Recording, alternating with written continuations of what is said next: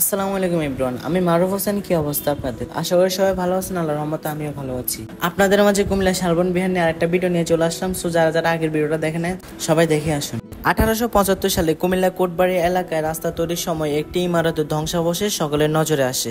ধারণা করা হয় এই বিহারটি 7ম শতাব্দীর সময় দেব বংশের চতুর্থ রাজা শ্রী ভবদেব নির্মাণ করেন।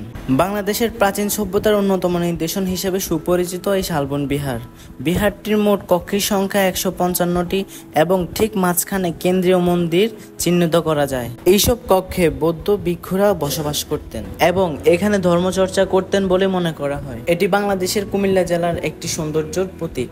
এই হচ্ছে সেই কূপ যেখান থেকে বৌদ্ধ ভিক্ষুরা এখান থেকে পানি পান করে খেত। এটা হচ্ছে কুয়ো। এখানে গিয়ে দেখলাম যে অনেক নিচু কুয়ো, কিছু পানি জমা রয়েছে।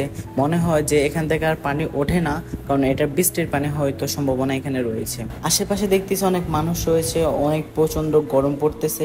এরপর আমি মোবাইলের কভার খুলে বাতাস করতেছি। বিশ্বাস করেন ভাই, এত গরম পড়েছে ওই দিন। আমি যেখানে বসেছিলাম এখানে অল্প কিছুটা ছায়া ছিল। এরপরে লোকজন কিছু এসে আমার সাথে বসে।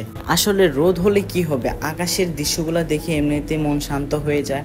এবং ওই দিন বিহারটাকে অনেক সুন্দর দেখেছিল। কিছুটা মেঘলা আকাশ, এরপর হচ্ছে যে কিছুটা রোদ। আসার সময় দেখলাম যে একটা ভাইয়া কানে ফুল দিয়ে অনেক সুন্দর করে ছবি তুলতেছে একজনের। আসলে ভাইয়াকে অনেক সুন্দর দেখাচ্ছে। অনেক রোদ পড়ার কারণে আর বেশিক্ষণ থাকলাম না সেখানে, এজন্য চলে আসতেছি। সো ভিডিওটি কেমন লেগেছে অবশ্যই কমেন্ট করে জানাবেন। সবাই ভালো থাকবেন, সুস্থ থাকবেন। আল্লাহ হাফেজ।